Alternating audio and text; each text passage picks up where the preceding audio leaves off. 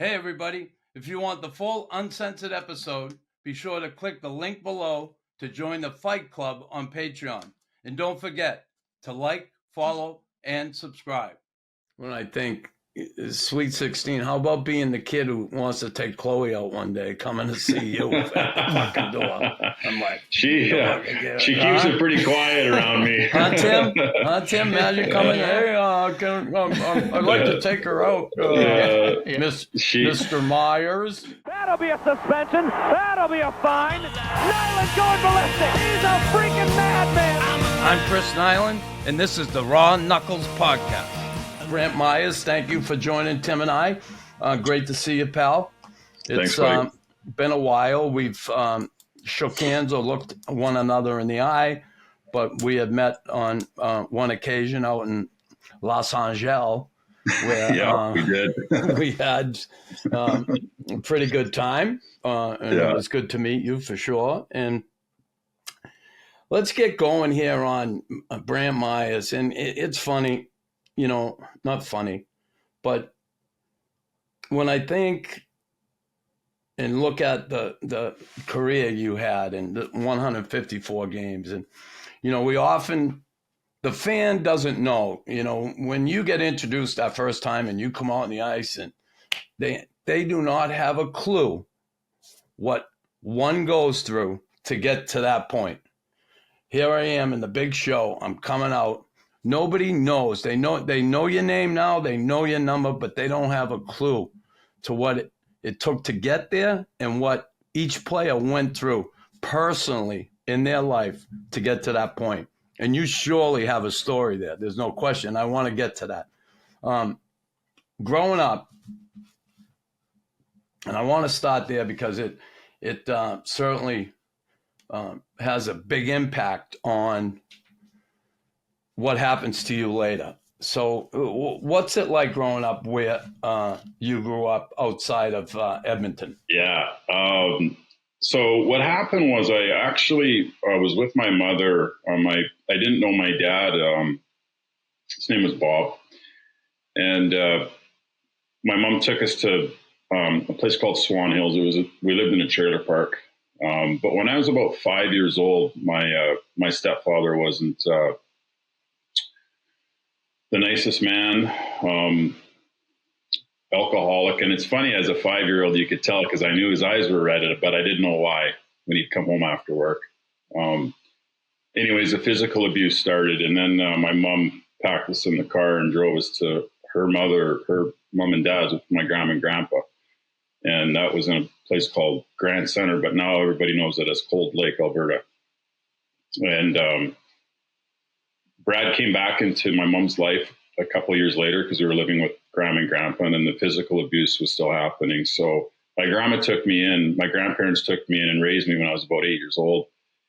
And from that point on, it was, it was like an angel came from above and sort of swooped me up. And my grandfather, he didn't play hockey, never skated or anything, and owned a hardware store called McLeod's back in the day. And, but he took me to every hockey practice, and I just loved being on the ice. And then sort of from there, the whole story of minor hockey, that's sort of how that went. And then at 16, 15, I got listed by the Portland Winterhawks in the Western League, and that's where it took off.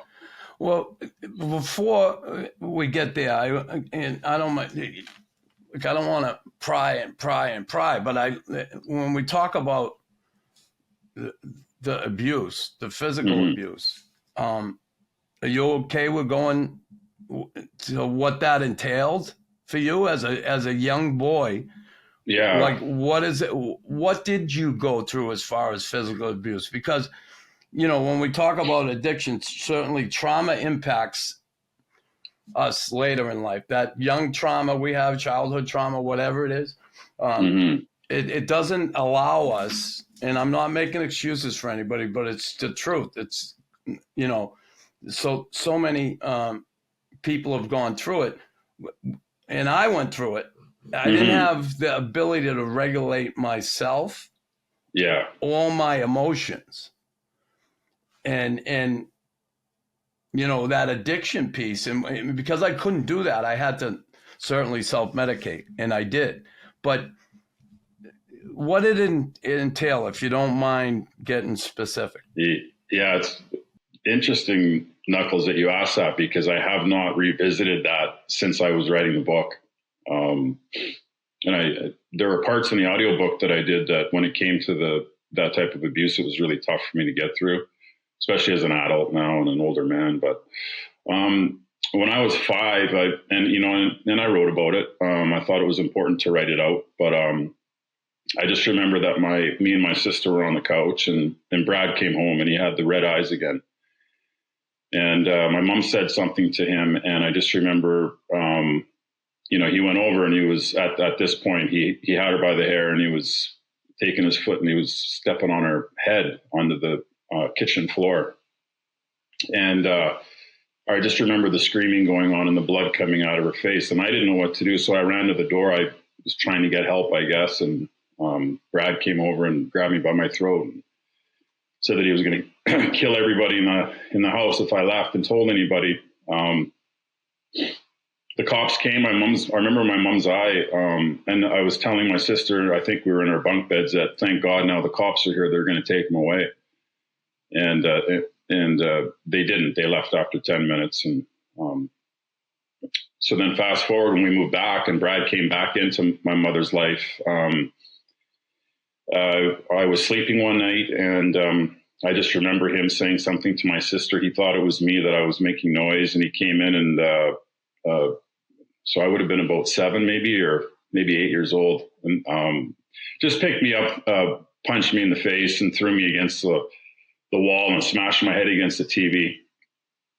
And then I got a black eye from that. And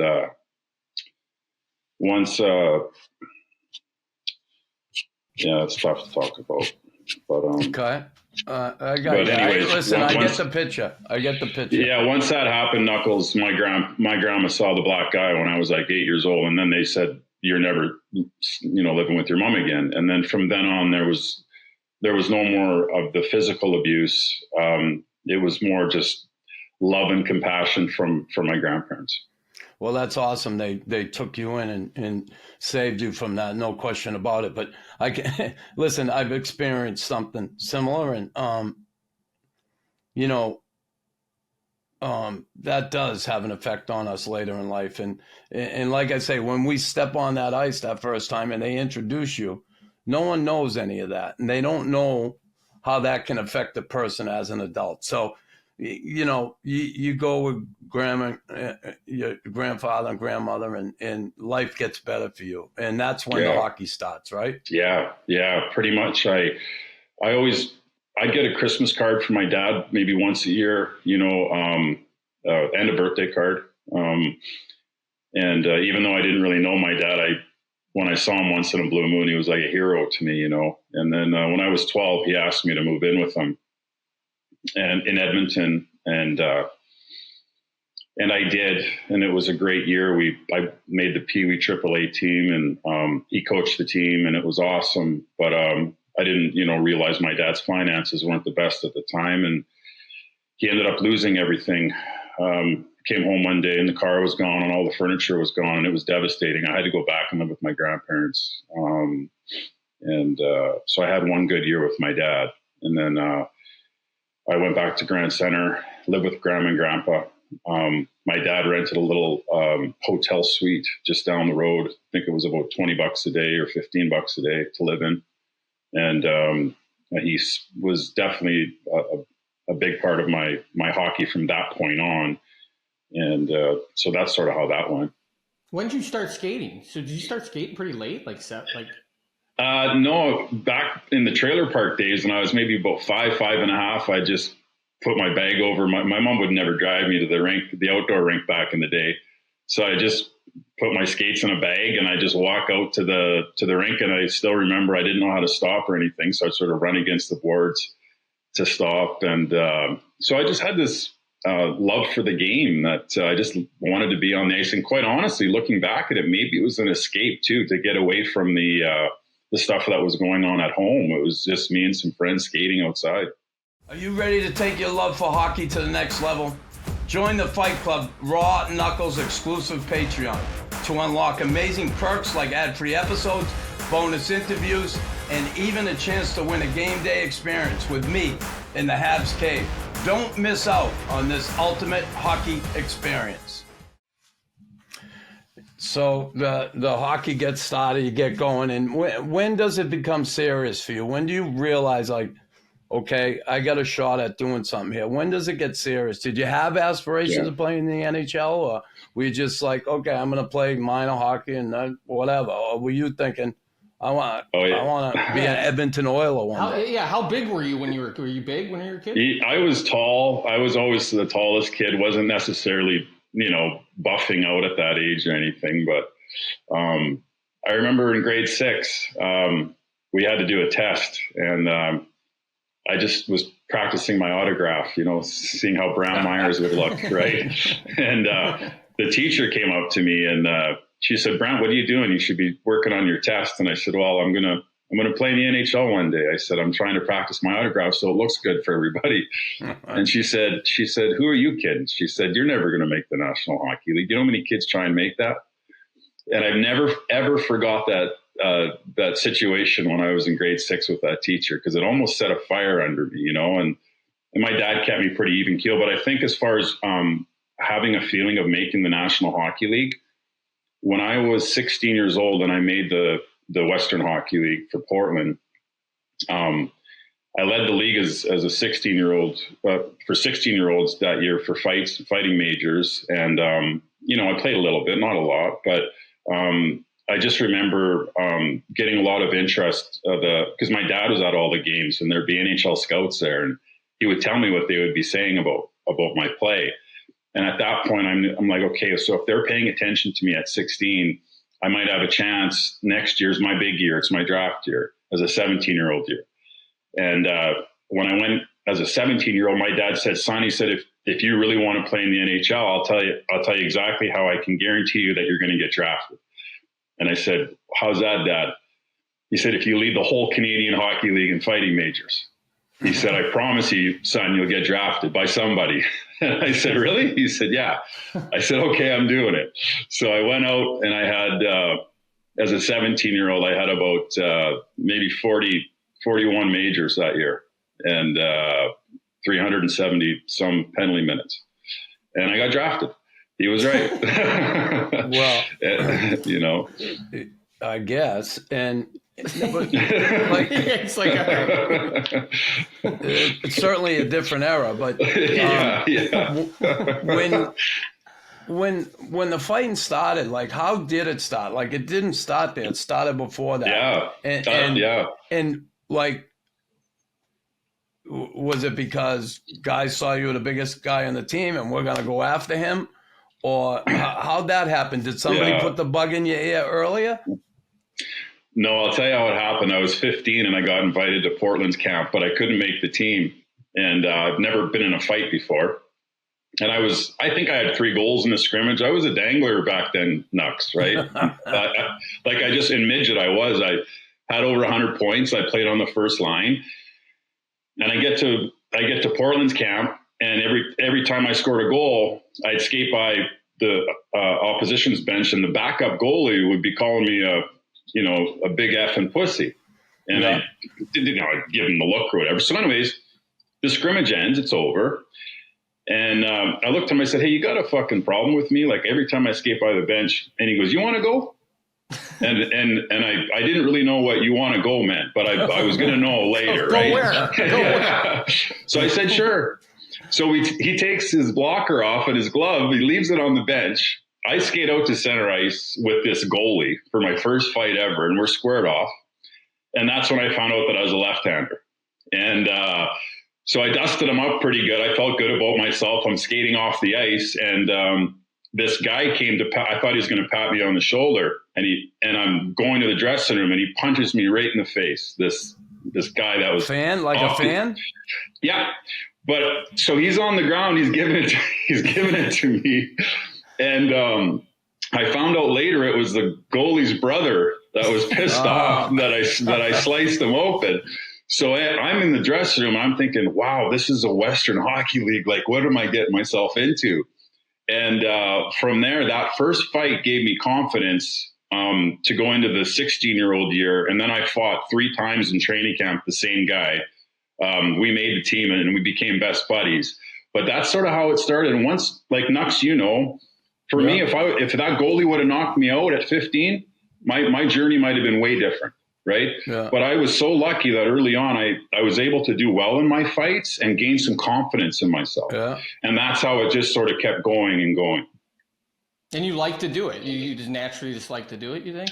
I think at that point, Stapes, like I was willing to do anything to make the NHL. And like my dad would always tell me, son, play big and hard. Play big and hard. That's what they're looking for right now from wingers like you is to play tough and don't take any shit from anybody. And that's the mantra that I lived by when I was younger.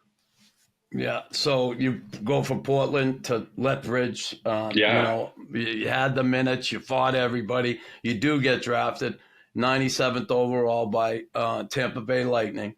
Mm-hmm. And the first couple years, you were at Spokane, and then you went to the IHL first season, 2 games, and then the next year, 40 games. Then you get called up, 94, 95 to Tampa Bay. Now you're in the big leagues. Well, yeah. Kind of. But you're in the big leagues. When's that first fight? And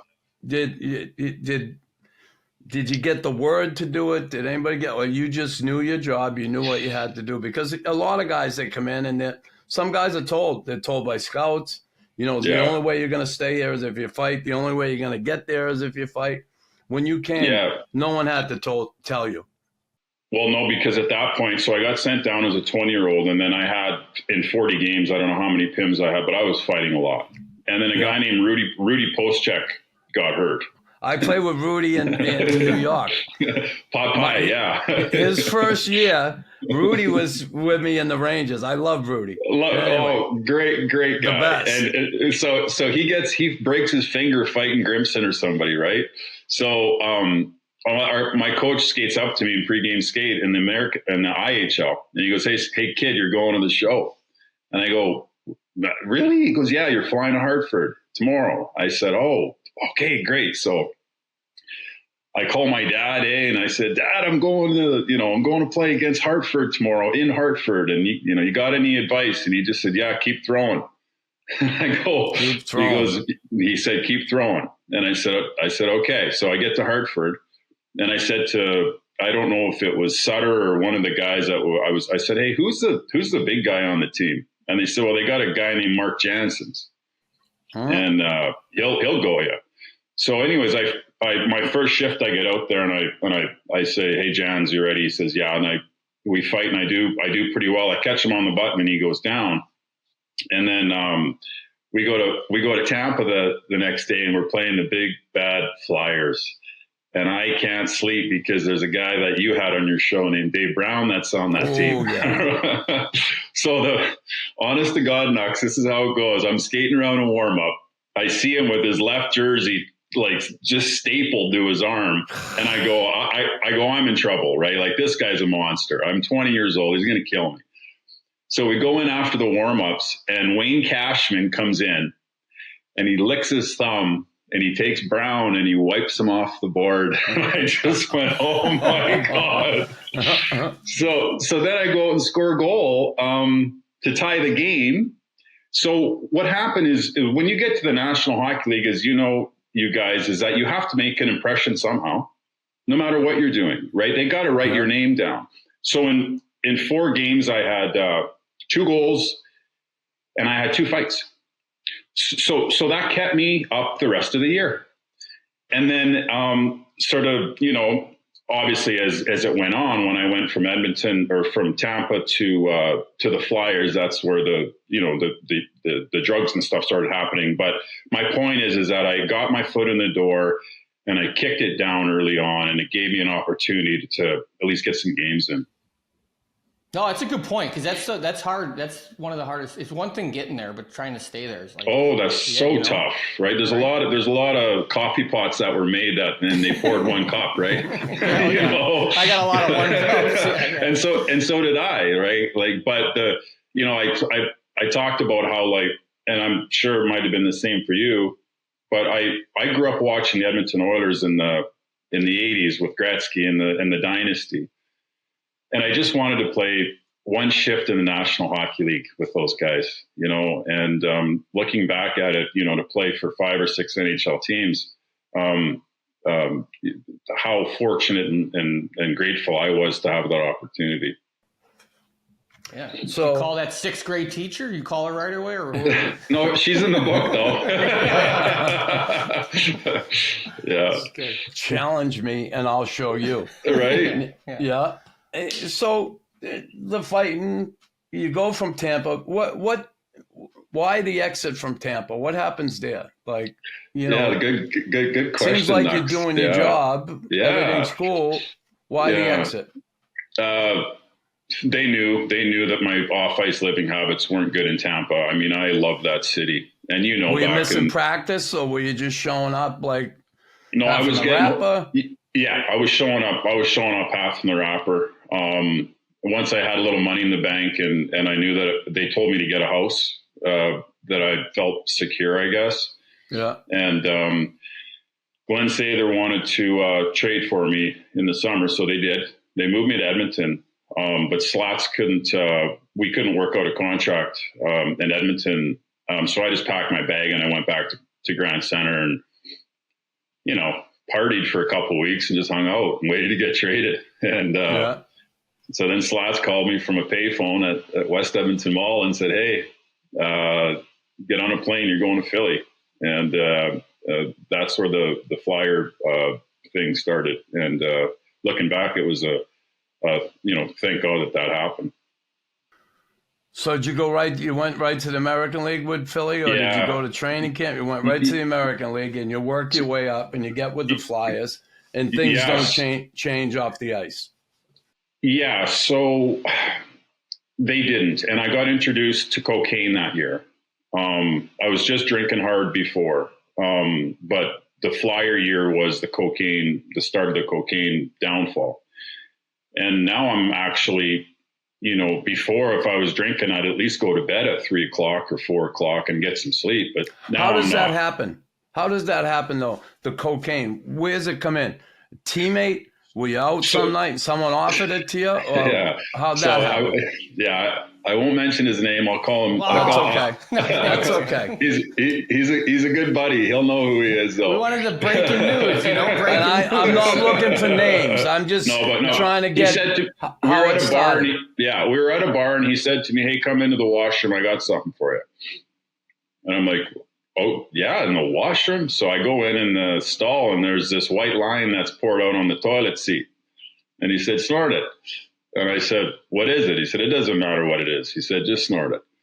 So I snort it, and as I'm washing my hands, I can hear the music playing, and it's the first time in my life that I felt this euphoria that I've never felt in my life, right? It was this feeling of joy and happiness. And I knew at that point I was fucked because nothing ever made me feel that way before. And so once I got to Philly, I met a couple people at the bar that were just saying, "Hey, you want a couple grams?" And then I'd say yes. And then I realized also at that point that I didn't have a shut off button. So I'd be going to the arena to practice, and I wouldn't have, there'd be no sleep, and I'd be throwing up in the bathroom so that I could try and get back out on the ice. And Bobby Clark called me in the office probably 2 or 3 times and just said, "Mysie, we know what's going on. Like, if you don't stop drinking, we're going to release you." And I didn't believe him. And then all of a sudden I got a call from a friend of mine that was on the team, Paul Coffey. And he goes, "Knuckles," he goes, "they released you." Is that your nickname? Knuckles? Well, he called me Knuckles. Oh, okay. All right, that's fair. Don't worry, but you got that. This is a tryout, Knucks, for the Ron Knuckles. You got that trademark. Don't worry. Yeah. Oh, okay. But he said, but Koff goes Knucks. He goes, they released you. And I go, what? Back then, you had to get the USA Today. There was no internet. Yeah. So sure enough, on the transactions, it said the Flyers release you. And then at that moment, I meet a guy named Dan Cronin, who you know, Chris. Yeah. And from the league. And I said, I need help. I said, I don't know what's going on, but I can't stop doing cocaine. And I said, I've just been released and I'm 24 years old. He said, don't worry, I'll be there tomorrow. We're going to pack your apartment up. You're going to LA. So I enter my first treatment at 24 at a place called something. It was Steps, Anacapa by the Sea. Okay. And it was called Steps. Okay, so we both went there to the same place, and I go to this rehab, and I was there they told me, I thought it was a 30-day thing. I see on TV it's 28 days, right? Oh, so I'm thinking after a month, I got my bags packed, right? And they're like, Dr. Dave's like, nah, you ain't leaving yet. And I said, well, he goes, another month. So I said, fuck, another month. So after the second month, I got my bags packed. He goes, you ain't leaving yet. He goes, you got another month to go. I'm like, you motherfucker. So 90 days. Yeah. So the day I was so pissed off, the day that I got out, I bought a bag of cocaine from a guy that was in treatment. and I drove all the way from Los Angeles to Edmonton. And as I'm driving to Edmonton, my agent calls me and he says, you won't believe this, but the Sharks just called. And they're offering you your first ever one-way deal. And I said, it was a $1.2 million deal or something. And it was my first one way. And I said, oh my God. But as I'm talking to my agent, I'm higher than a kite driving on the highway to get back to Edmonton. Right. Yeah, so what I didn't know is that when I got to Edmonton to come in to sign the contract the next day, the league sent in a piss tester to urine test me. And I know that cocaine takes at least 3-4 days to get out of your system. Right. Yeah. So I go downstairs to the drugstore and I buy a bottle of Visine because I read if you put Visine over your finger and you piss over it into the bottle, it's going to dilute it enough to screw the test up. So I got the didn't work. It didn't work. So I get the Visine and I got it in my pocket and the drug tester goes, okay, Brantt, pull your pants down with both your hands, take your right hand, lift your shirt up above your head, and then take your left hand and lift it up. So I'm sitting there with both hands in the air, my pants are down. I go, I'm done. I go, there's no way I'm getting out of this. Sure enough, they call me 3 days later. They said, you got to fly back to LA. We got to meet with you for breakfast. So I go there and get suspended again. And I go back to that same place that we were at for another 90 days, and that was without pay the second time.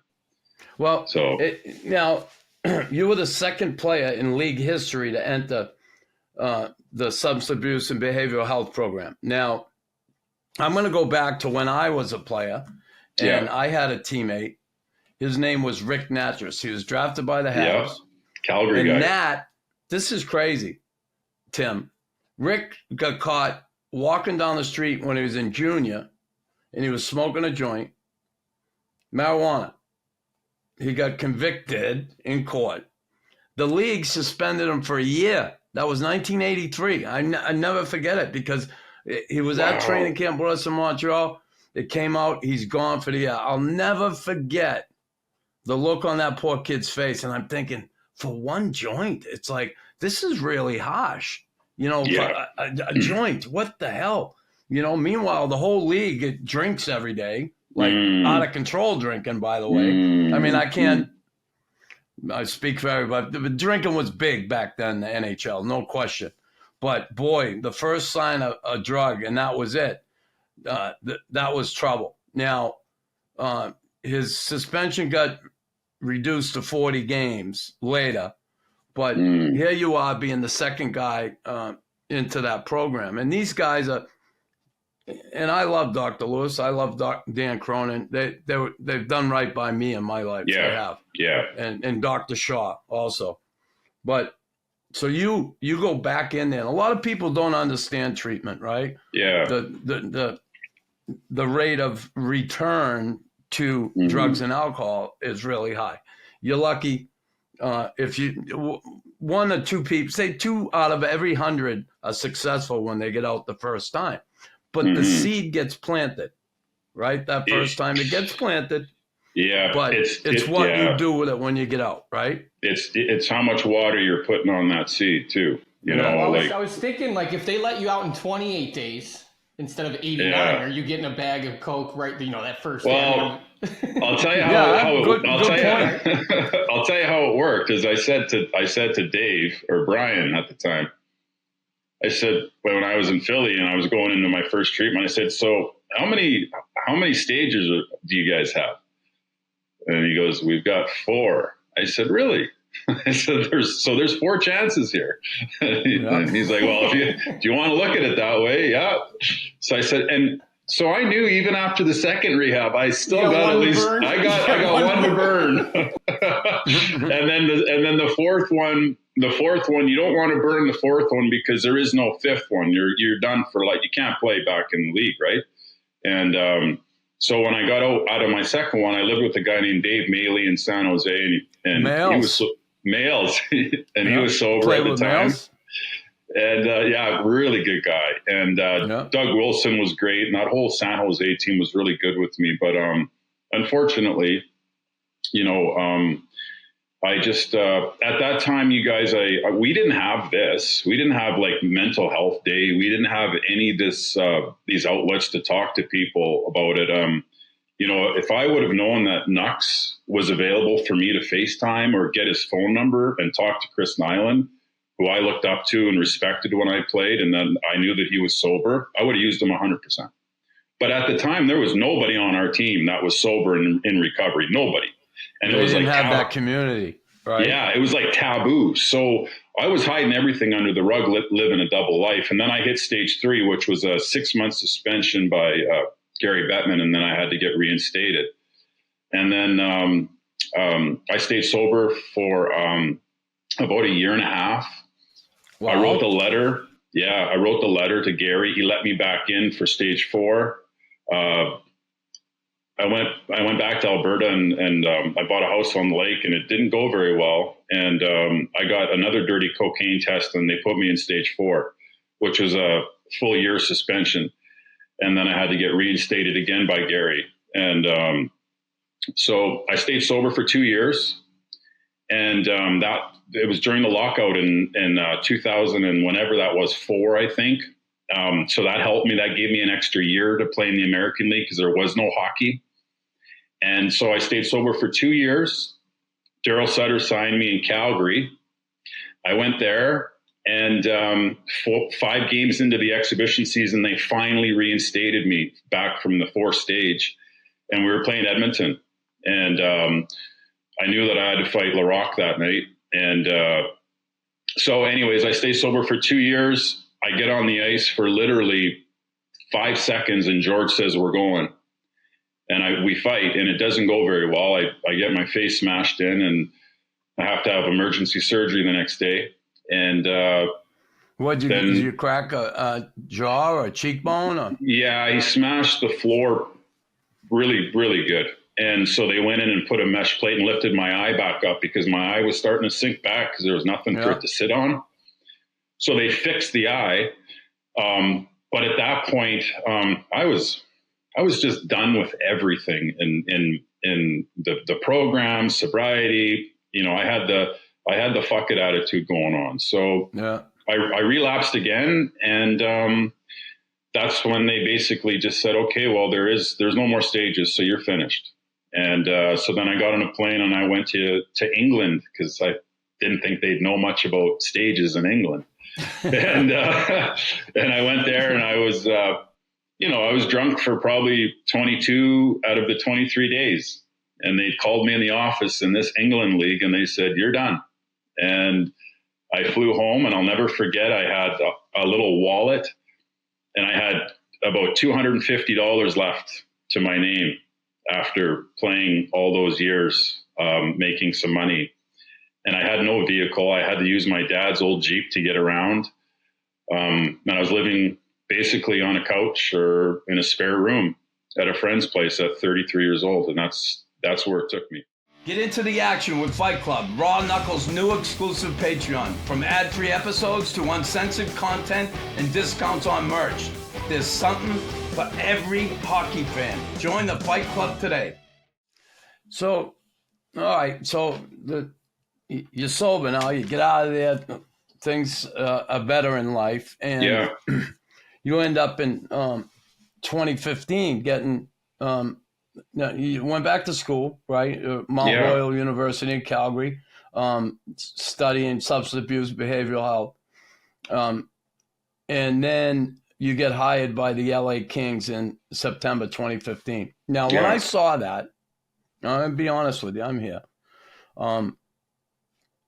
I wasn't sure. I didn't get it. And here's why, because I heard you, Knox. But here's how I looked at it. I did, because I looked at it from a player's standpoint who's making his way in the NHL, and all of a sudden we got this guy around. Is this guy a rat? Is this guy gonna, you know what I mean? I just really didn't get it. And I knew you didn't get it.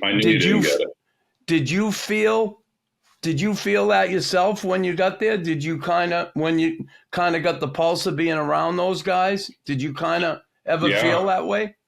Yeah. If it was, if it was like a come in and do a speech and leave. Yeah. But you got to remember, like it took me probably 6 to 9 months to be around that team to gain any trust with those guys.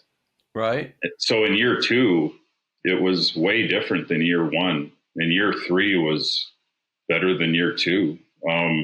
So as you know, that room is a tight fraternity, and I had a bit of street cred going in there from my sobriety and that I played in the National Hockey League. So I think that the players, and also Nux, as you know, in States, that like when I would talk to the team at training camp or whatever it would be, there's 23 guys sitting in the theater room. Well, not everybody's going to have a problem, right? There's only, there might be 1, maybe 2 guys, right? A couple guys in the minors. So you're not focusing on the whole team, but you are focusing on 1 or 2 guys.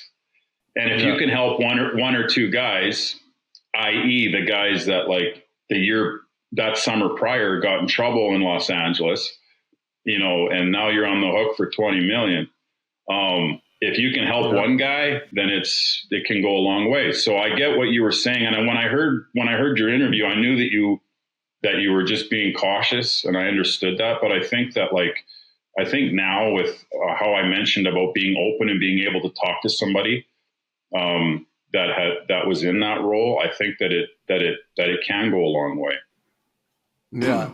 No, for sure. I spoke at the rookie thing not too long ago, and I thought, I mean, the whole time I was doing it, I was like, fuck him, like this is so, I don't want, like, you know what I mean? It was just like I didn't feel comfortable. I felt like I was just like this narc, but then I just started thinking to myself, like I sat in that same seat though, right? Yeah, 100%. And it's with the players, when you're dealing with guys that are making millions of dollars, what they have to understand and trust is that you aren't a rat, and that you're not going to be going to the NHLPA or their agent or their wife or the GM.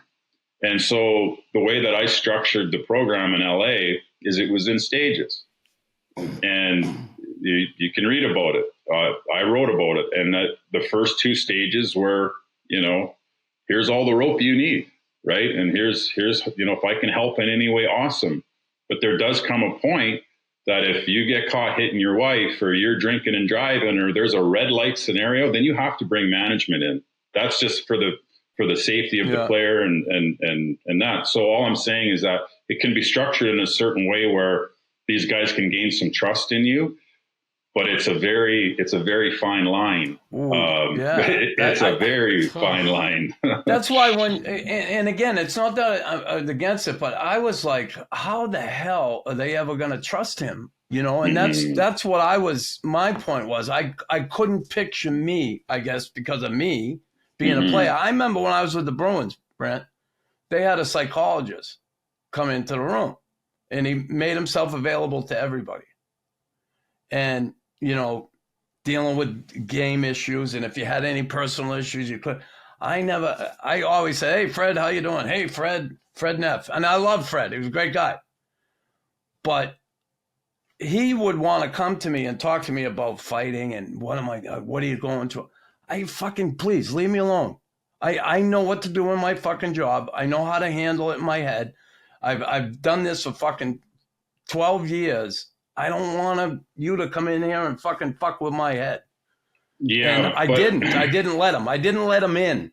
So I guess that's why I had a hard time seeing it. Like guys letting you in. You know what I mean? Well, if it's a 24-year-old Brantt Myhres and I see a Chris Nyland or a Tim Stapleton or a Bob Probert when Proby had all that sobriety walk in, and I was able to use you guys away from the rink, I know for a fact that I would have loved to hang out with Knuckles or Stapes and went out on the road or went for dinner or went to a meeting or whatever it was. But we didn't have that when I played. So I could see how that could make people go, well, how are they going to trust them? And back to your point, it took a while. It didn't happen overnight. It took a year for those guys to start calling me by my nickname, which nobody ever called me Brantt, other than Pee-wee. When I was 12, it was Mizey from the rest on. So you knew that once they started to call you, hey, Mizey, how you doing? You sort of oh, okay, maybe they're opening up a little bit. So anyways, I'm just saying it does take time. No, for sure. When I played, I know, if you didn't drink, I didn't trust you. Now the head of no drinking is going to come walking around. It's there's no way I'm going to trust this guy. Right? But it is a different time. It is different. 100% it is. Yeah. So, I think it's great. I think it's needed. Yeah. So that ends after what, 3 years you in the program? Yeah. So I'm in the third year. So Dean Lombardi and Daryl Sutter were big components of bringing that program in. So then once Dean and Daryl, it was after my second year, they let them go, and then Rob Blake took over. And sometimes guys just want to put their own stamp on things, in which I totally understood. I have the utmost respect for Rob Blake and the LA Kings. I had a great 3 years there. And then that ended. And then when it ended, I got an offer to write a book from Penguin Random House. And I was actually writing it up until I got hired in LA. And there was some stuff in there that I thought, you know what, if I'm employed by a team at this point, I'll just put it on the shelf. And then, so what were you journaling and stuff as you were getting sober? Yeah. Is that how this come about? The first day that I went into Astoria, Oregon, in that fifth treatment, I took my computer and opened up a Word doc. And I just started writing down from the first night, and I'd write in it every night in rehab. And then I'd write in it when I got out of rehab. And so I had all this stuff that was going on, and I rebuilt my life again. And then, so once I left LA, I got the contract offer to write the book. And then, so that took about almost 2 years to do that. And it got released in during COVID, which was interesting. It was February of 2021. And, out of anything that I've ever done other than being a sober father, to me, that book was definitely the proudest moment for me when I was finished that, because it encapsulated everything in my life that I was willing to not. A lot of that stuff actually was a little bit embarrassing to write, quite honestly. Yeah, but I know. I hear you.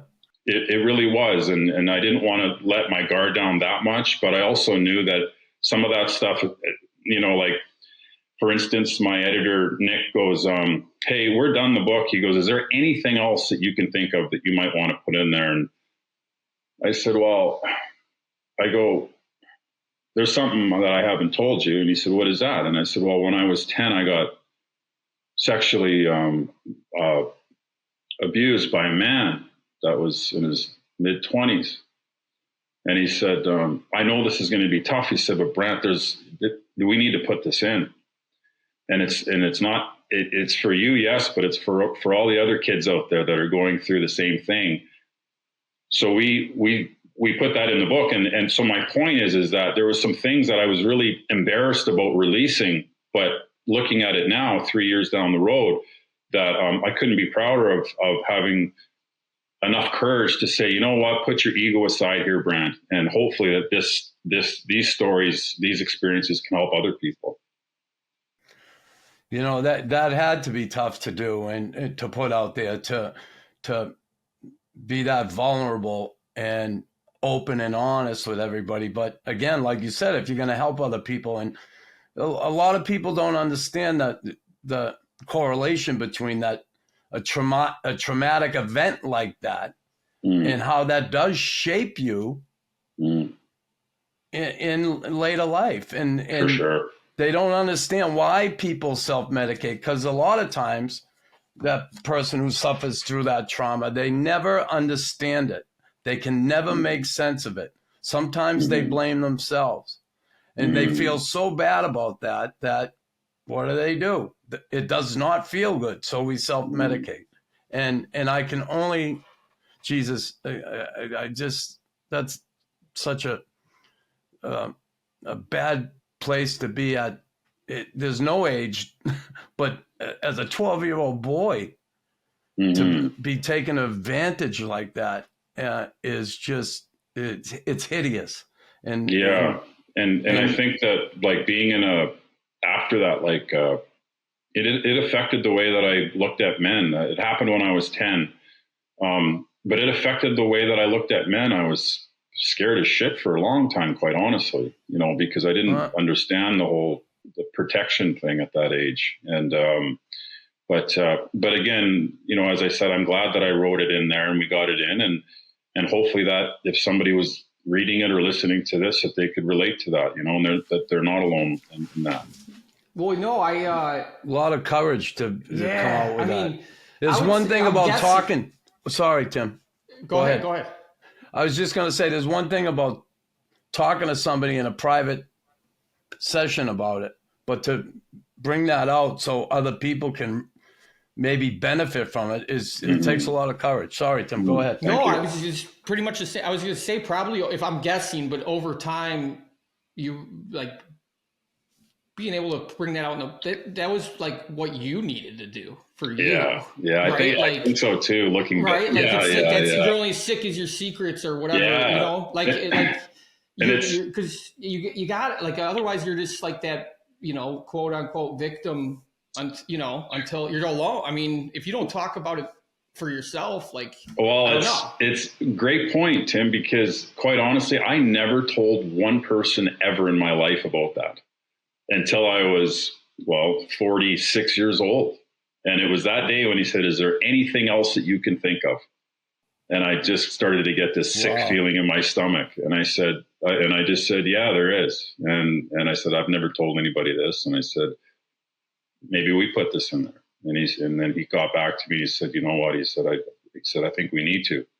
So yeah, it was the first time I ever talked about it. Yeah, Nux, you've been using the word understand, I think this, and Brantt, you talked about like this is why I'm able to do and stay on track is talking, because the understanding part too, like someone normal, like they're not supposed to understand, right? But if I don't talk to you guys, I'm going to take that personal if you don't understand. 100%, right? yeah. But now I'm like, okay, like it's because of talking for sure. Otherwise you get real alone. It's like, no one understands. And the truth is there's a lot of people that do understand. You just got to talk. For sure. Yeah. Get closer to the action in the Fight Club with the Raw Knuckles podcast over on Patreon. Whether you're an instigator, enforcer, or aiming for the Hall of Fame, there's something for everyone waiting for you. Don't miss your chance to be part of the ultimate hockey community. Now, you've been sober a few years now. Is everything going great? Have you ever had that desire to go back out? Have you? Have you struggled? At all? I think that since 2008, I've always had it in my genes that I love being sober, and that I don't deviating, as of today, like I love waking up, and I love my routine that I have, and I love when I go to bed, and I just wouldn't change it for the world. So things in my life today are excellent, and the only reason why that they're excellent and they're drama free is because I'm not picking up or using today. And when I do that, and I live that type of life, good things seem to happen. And I'm not talking about money or anything like that. I'm talking about my head. That's what I consider good things, is this thing now. It's not about all the exterior stuff. And so when I'm feeling good and I'm on my game, I contribute that to being sober. So yeah, things today are awesome, Nux. I mean, I wouldn't change it. Well, I saw you with Chloe skating. Yeah. One of the things I think that, and so cute she is, and talking about her dad being sober, and how proud she is of you. I mean, that is priceless. That was, and she I think children, when they're young, I think Chloe will appreciate it as she gets older, and she starts to maybe experience different things for herself as she gets older, right? And understand how hard life can be. But I just know that being a support system and a rock for her, and Kane are the two most important things in my life. And then everything else sort of falls into place after that. How old is Kane now? Kaner, he's going to be 3. So Chloe will be 16, February 27th. Wow. And Kane will 16.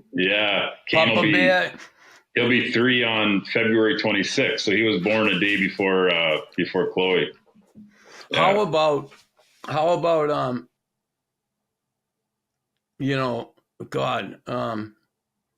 when I think Sweet 16, how about being the kid who wants to take Chloe out one day, coming to see you at the fucking door? I'm like, she keeps it pretty quiet around me. Huh, Tim? Imagine coming, hey, I'd like to take her out, Mr. Myhres. she keeps it pretty quiet, but I'm, like I said, we've all been around the block and been there, done that, and for her, it's wild. Like, we didn't grow up with social media. We had to actually get out and do stuff, and if you wanted to call somebody, you had to go use a home phone, right? Like, so it's just an interesting time to be a teenager. Yeah, it is. And I want to ask you probably haven't been asked this a lot because you've had such a tumultuous career in life when we talk about the addiction piece. But if you look back on your hockey experience, what is the best season you had, the best year you had, your best moment in hockey? Oh, your favorite city to party in? Fuck off, Tim. Tim, how many teams in the league in 05? So all of them. But no, actually, when you say that, Nux, so we were playing the Rangers in New York, and Gretz was playing. It was 1998-99. And I just remember I fought Langdon twice, and then I scored a goal. Even though it went off my ass, whatever, I got credit for the goal. Okay, it went in, and I ended up getting second star of the game.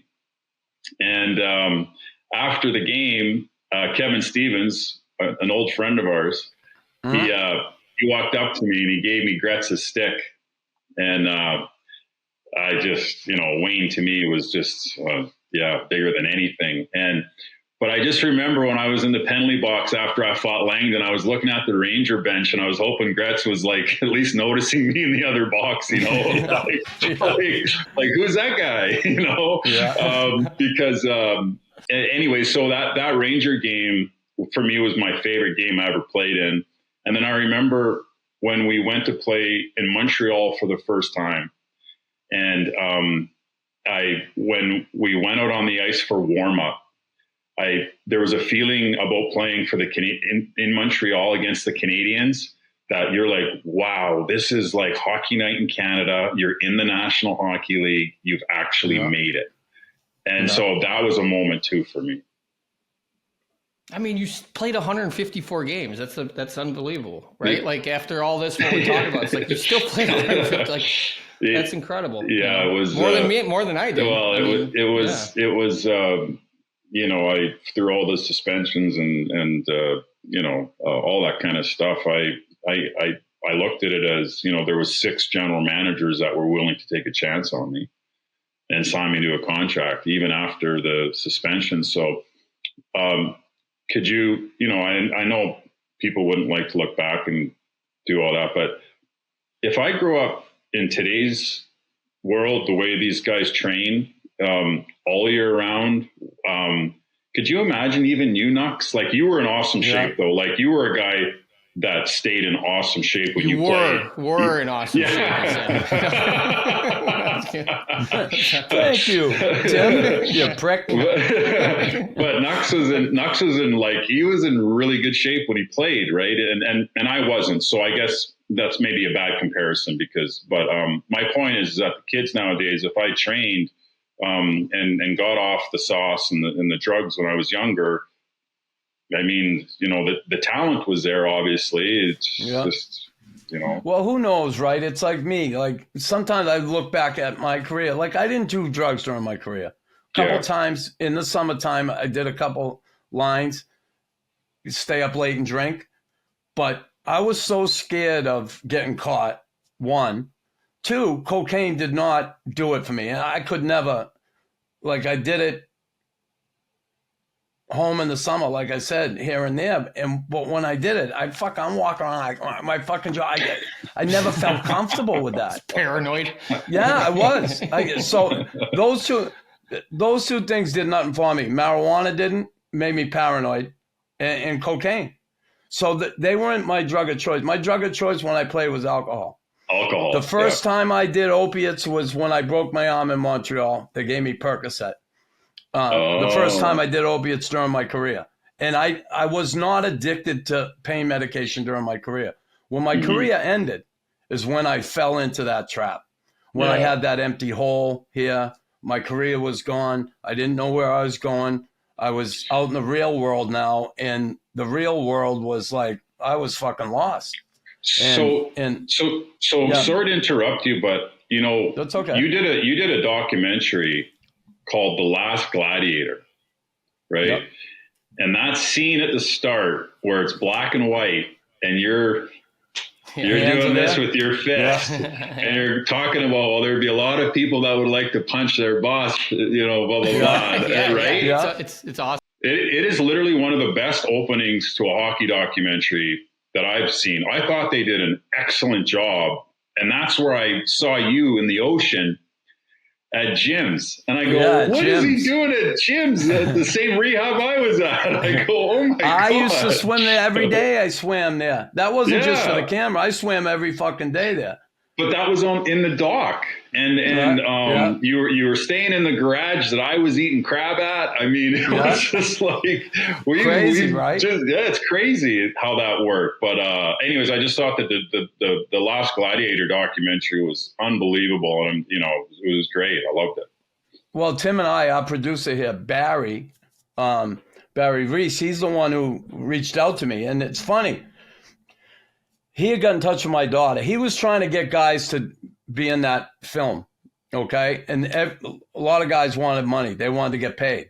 And documentaries, they don't pay people because, you know, you can pay people to say anything, right? Yeah. So they wanted people that were willing to do it and do it for free. So what happened?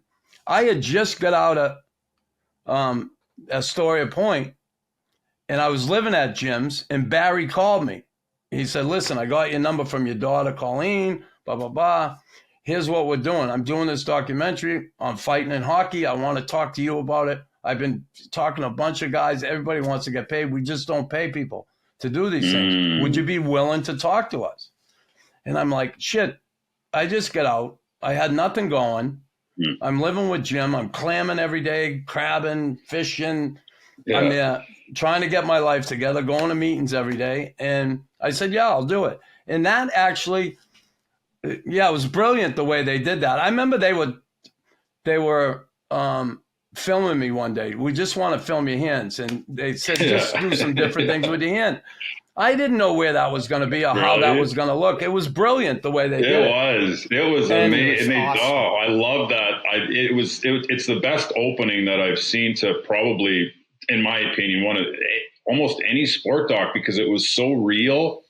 And the way that the lighting and the way that your hand was smacked again, everything they did was perfect. And they also followed you through the ups and downs of everything, right? And I just loved watching it because I related to almost everything that was happening. It didn't matter what drug you liked to do. We were still drug addicts, right? Like that was the reality of that it. Opening, what's awesome is like you don't have to play hockey to relate to it. That's the thing. That's the thing. It's you can everyone's just like everybody is like I can relate to what Chris Nyland is saying about wanting to punch their boss out right now, or somebody that it was great. It was awesome. And it's funny, like I heard you say it when you did your audiobook. For me, doing that film, and afterwards, Barry and Alex Gibney, they said they wished they just did my story instead of bringing, because there was so much there in my own story instead of expanding it to other stuff. But it was too late for that. They already did it. But I'll tell you one thing it did for me. It was almost like and I heard you say it about doing your audiobook. It was almost an extension of my therapy. It was therapeutic for me to be able to talk about that stuff, even though I'm talking to these guys who don't know a whole lot about addiction. They're just making a film. It was actually, the questions were pointed that they put to me, and it really, it helped me in my early sobriety in a big way. So the gentleman that's producing this podcast produced that? Yeah. Really? Yeah. Wow. Well, hats off to him, man. Yeah, you're lucky. You're lucky he's not here today. He's an awesome guy. Yeah, no, he's awesome. He's awesome. He's an awesome guy. Yeah, it was excellent. I don't know if you guys, has there been any real exciting personal hockey documentaries lately? Kelly Chase and them did that other one. That's right. It was the hockey enforcers or no, I can't remember. Yeah, that was like what was that called? Ice Guardians? Ice Guardians. Yes. And that was a good one too. I denied my interview for that. I denied They said no. I was like, I'm busy. You said no. Yeah, I said no. Yeah, I was like, I can't, guys. I'm busy. Believe me, Tim. Nowadays, you wouldn't.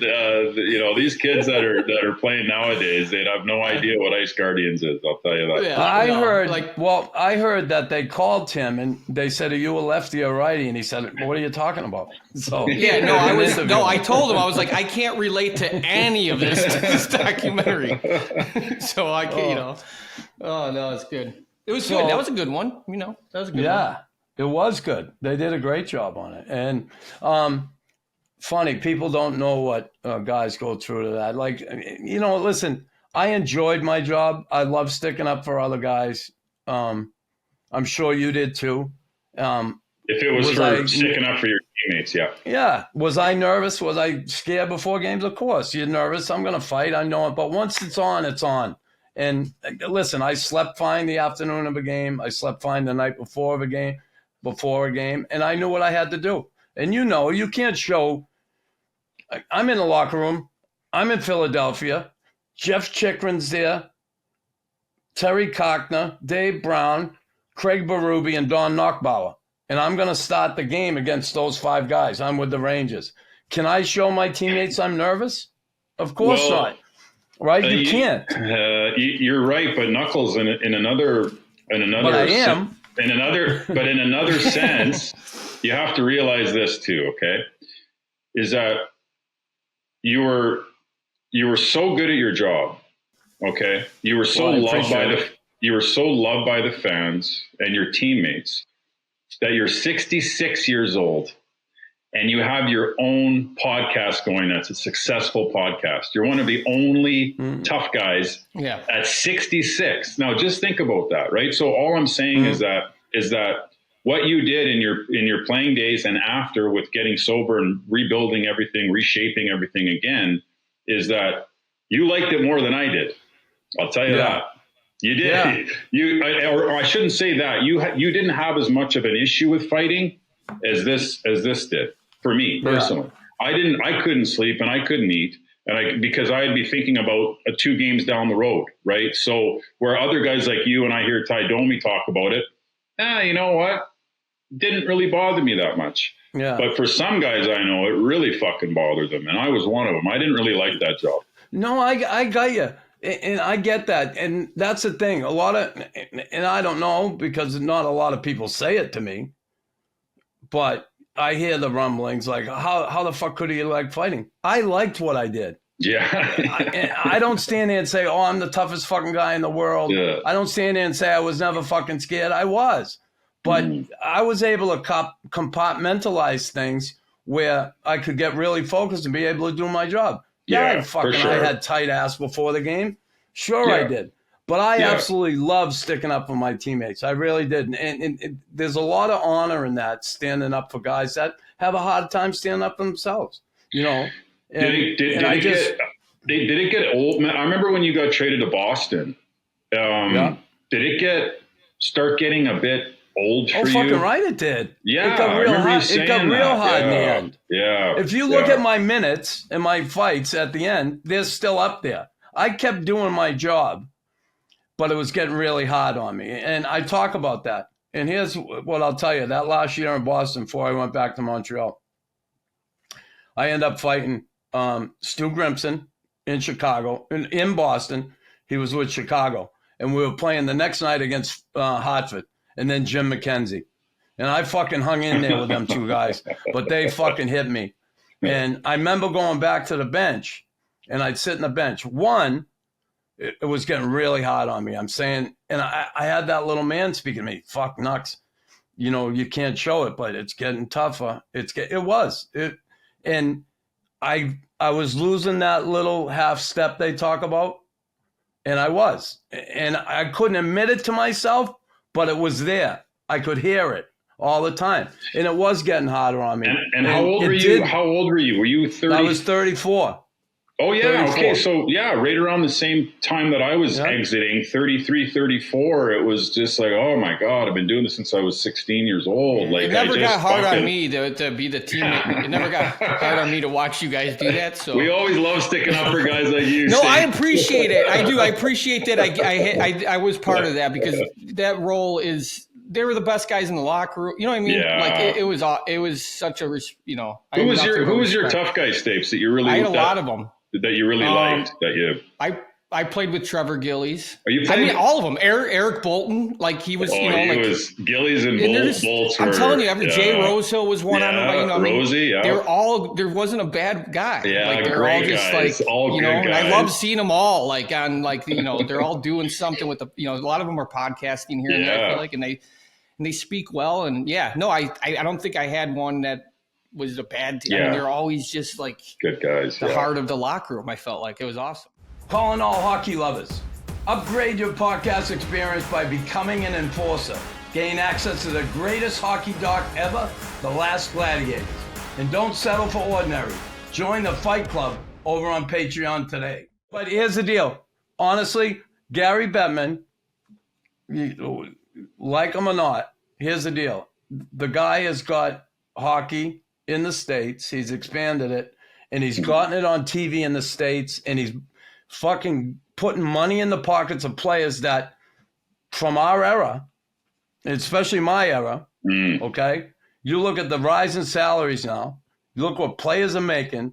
the health of the league financially. Yeah, we got fucking Arizona, and they're playing in a college fucking rink. Yeah. Hopefully that gets ironed out soon. But yeah, the owners are real happy with what he's doing. The players are happy with the paychecks they're getting.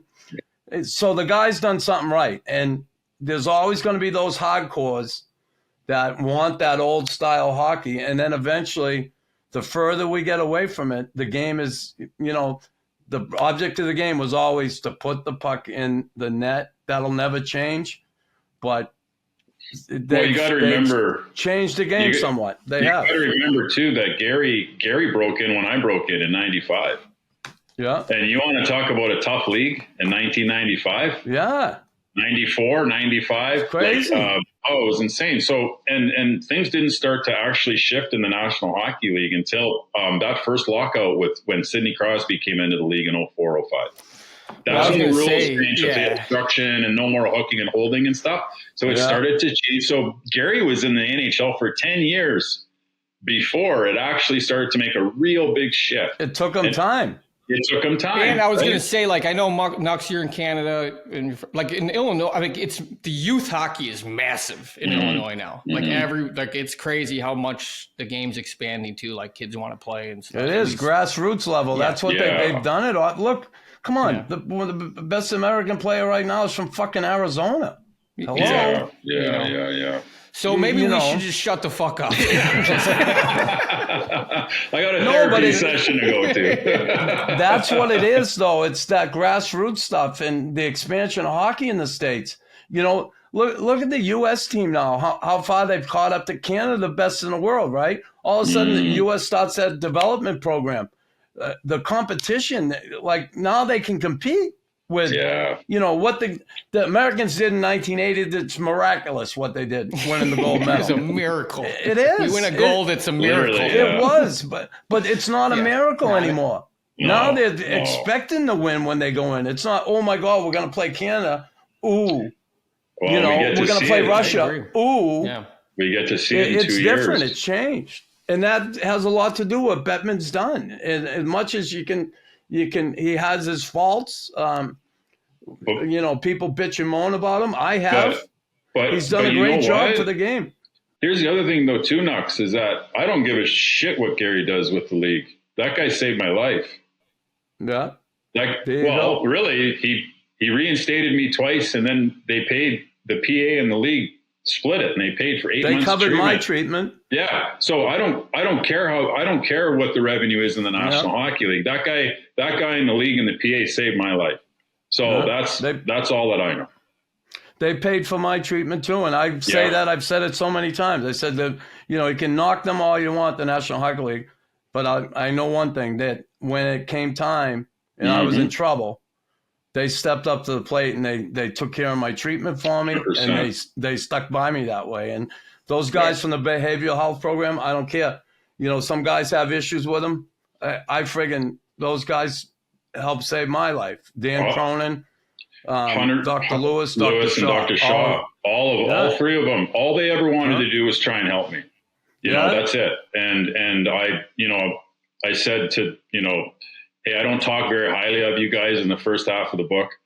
I said, but I end with it being in complete gratitude, because I look back now and all you really wanted to do was help Brantt. Yeah. Right. It had nothing to do with them. Yeah. They were just trying to do it. Yeah. I've talked to guys, oh, fuck them. They fucking screwed up my career. No, you fucking screwed your career up, Chris. Yes. It's you, not them. They're trying to help you. And a lot of guys don't understand that right away. Mm-hmm. But if you eventually get it, better late than never. And honestly, I got it from the get-go. Those guys were awesome to me. And I'm not saying I'm special because I did.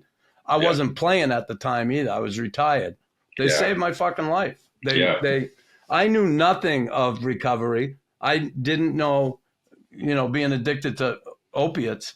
I didn't know what was happening to my body physically. I'm like, what the hell? How come I'm sick when I don't have these things? Why? What's happened to me? Those guys made it really clear to me what was wrong with me, and here's how you can get out of it. And here's how you can change your life. And I'll always be indebted to those guys. Dr. Lewis is an awesome human being. Dan Cronin, and Dr. Shaw. Those guys, they deserve the accolades. I know a lot of times they're in, all we hear is the behavioral health program with no name on it, but those guys are responsible for helping so many NHLers over the years. It's incredible what they've done. And their family members. Yeah. I'm real proud of them. Well said, Nux. So, Brantt Myhres, I'm going to finish with this. Hold on, I got one before you finish. Well, go right ahead, Tim. Go right ahead, Tim. This is what I've learned in the last few years. Just interrupt when I can interrupt. That's it. Fucking jump in. Like, listen. I'm not going to listen. Who listens? About fucking time, Tim. Jump in. It's taken us 100 episodes for me to finally do this. I was just going to ask, it's a simple question. Do you prefer to score a goal or a fight? That was it. That's all I wanted to ask. You know what? If a teammate of mine got hit dirty, probably a fight. Yeah.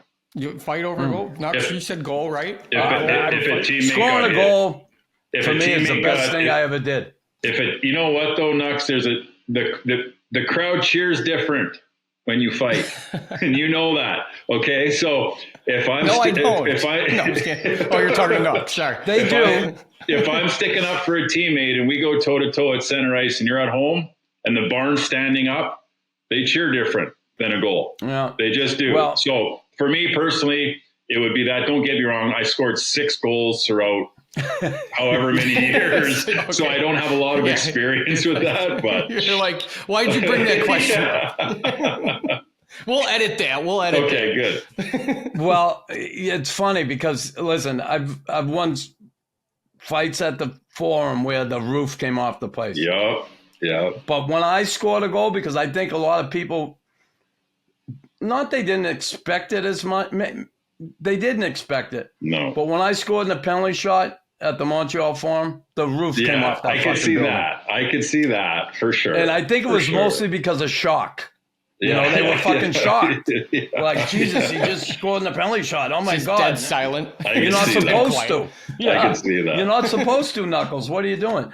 Honestly, people ask me, well, one of my, other than the Stanley Cup, you know, personally, winning a cup was the best thing. But a personal moment as far as scoring a goal for me, the penalty shot was etched in my memory. Like, it's fucking crazy. Yeah. You know? And Brian Haywood was the goalie, Hazy. Oh, Hazy, he's still working in the league, yeah. Yeah, with Anaheim. And he got traded to us 2 weeks later. And he come walking in the room. And who's the first guy he sees? Me. Did anybody drug test him to see if he was all right? You scored on him? Right away. Right away. Into the substance. He's like, why? He's like, it's like, we need this guy's urine. Right in the program. I said, hey, Hazy. I said, what the fuck were you thinking? Yeah. He goes, you know what I was thinking? You big dummy. I thought you were going to come down and put your head down and blast it right in my pads. And I love it. And here's what happened. I come in and I dropped my head like I was going to shoot. And then I didn't, and I pulled it around him, and he was fucking like this, just out of position. If I missed the empty net, then okay, fucking slap me. But then I threw it right upstairs on my backhand. And I love it. Because it's so funny. I said, who's a fucking big dummy now? Were you nervous? I was nervous as shit. Oh, yeah. I was going to, that's awesome. Come on, the puck's out there by itself waiting for me. Yeah. And I got Ludwig fucking saying, Knox, dump it in. And Shelly's laughing. Teammates are just giving they're all fucking giggling. You're like, I'm trying to take this serious here. And here's the one thing that calmed me down.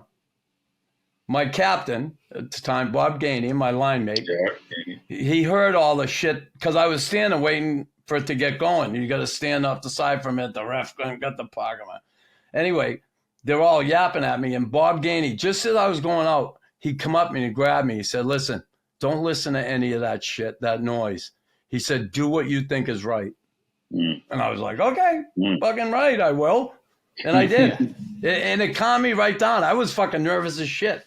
Love it. That's awesome. If I missed, then everybody would have said, oh, fuck, he wasn't supposed to score anyway. Yeah. So there's no pressure. So it's pretty cool. Pretty cool. So lastly, before Tim interrupts again, Yeah, I'm done. I get one interruption. You fucker. No, that's perfect. I love that when you interrupt. You fucking do it more. If Brantt Myhres is going to write his own eulogy, what is the first line? Oh boy, kept swinging. Kept swinging. All right. Really? You did. There's no question about it. When you look at the times you went to rehab, kept swinging until you fucking finally connected. Good for you. Just kept swinging. Fuck yeah. How about, where does your life intersect with Sheldon Surrey, by the way, who we had on, who I love? Yeah, I love Sheldon Surrey. Sheldon, we grew up relatively close to each other, and he was in Fishing Lake in Bonnyville, and I was in Grant Center. And is that close? Yeah, pretty close. We're relatively close, and so you knew each other when you were kids. Yeah, and then once I fought him when he was playing junior in Tri-Cities, and I felt terrible because he was a young kid, he wanted to make a name, and when we were going, he slipped on a stick, and as he was going back, he snapped his leg, and so after the game, he was coming out on crutches, and he was only 17, I think, or 16. Yeah. And just had a lot of respect for him. And then we just became buddies in the summer. We'd be at the bars every few days to whatever, and we'd hang out. And then he went on to obviously play for Jersey and Montreal and whatever. Yeah. And he started to distance himself from me once he made the National Hockey League, because he was going this way and I was going that way. So we didn't really talk for 10, 15 years. And then Sheldon is well documented. He really turned his life around, and he's doing amazing now. And I'm so proud of him. And so we reconnected in 2018 or 17 in Los Angeles, and we went to a meeting together. And then from that point on, we just stayed really close. And that's awesome. Yeah. So he's like a brother to me, you know. I remember him when he was in Montreal, because I was retired, right? And I friggin' loved him on the blue line. Tough, could shoot the puck, fucking fight, hit.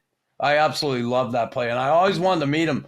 I never went around the locker room, you know. I was fucked up. I didn't want to be around there. Yeah. Plus, I'm not one of them guys run down the locker room, hey, you know. I never was. I never will be. I mean, you know, if I see guys, I say hi, talk to them. If they talk, I don't want to go and fucking hound guys. But he's one guy I always wanted to talk to, because I absolutely loved his style of play. Yeah, Shelley's awesome. What year was that we met the first time? Yeah. Was that 2003 or 4? So that was around 2004.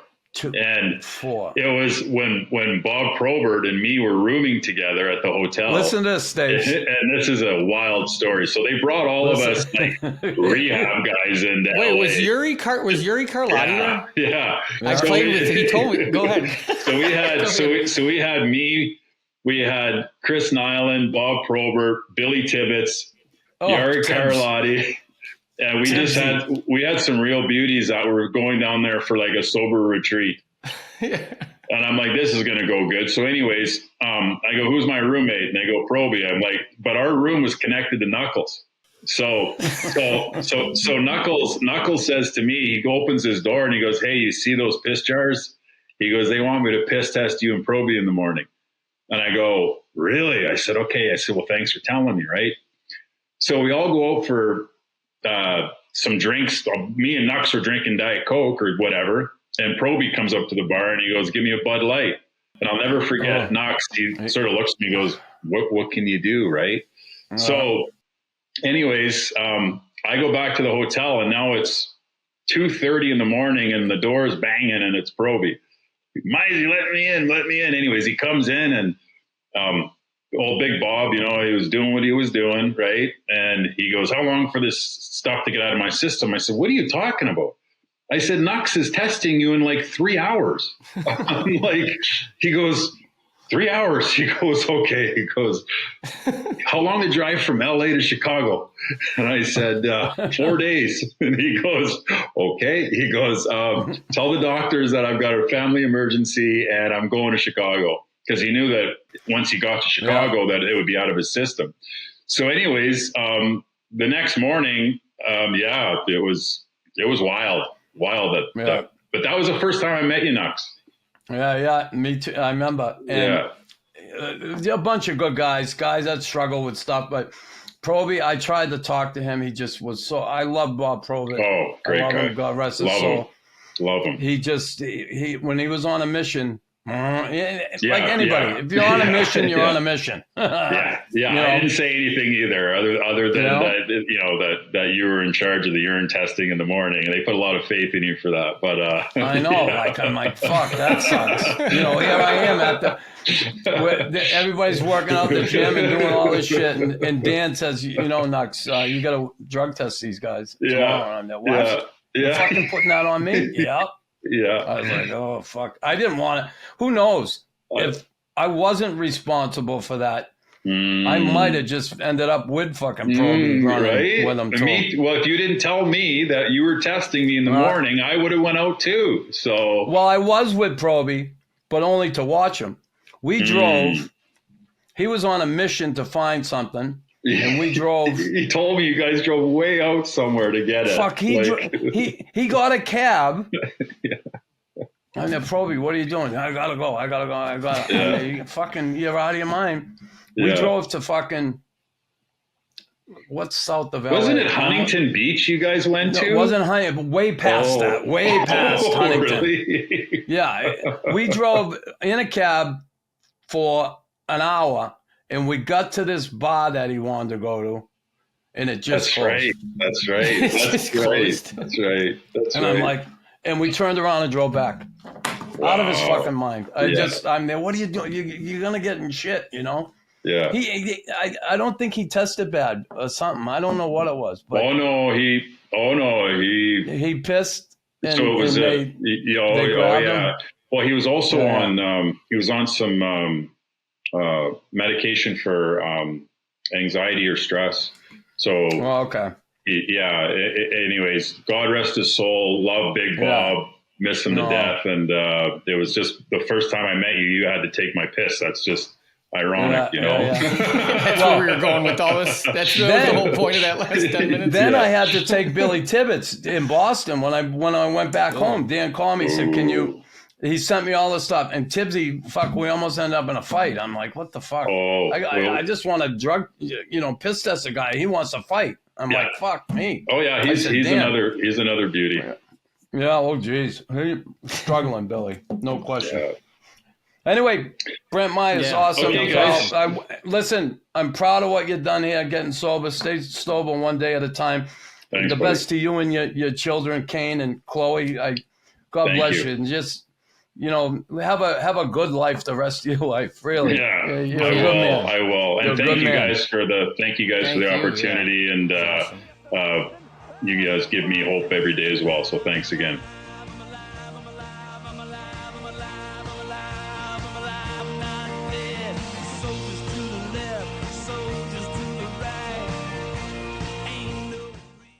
Hey everybody, thanks for listening to the Raw Knuckles podcast.